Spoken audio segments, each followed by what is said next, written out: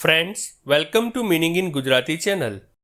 German શબ્દનો અર્થ જર્મનીના વતની અથવા રહેવાસી અથવા જર્મન મૂળની વ્યક્તિ કે જર્મન ભાષા થાય છે. જર્મન શબ્દને આપણે વાક્યમાં પ્રયોગ કરીને સમજીએ. હર નેટિવ લેંગ્વેજ ઇઝ જર્મન, અર્થાત તેની મૂળ ભાષા જર્મન છે.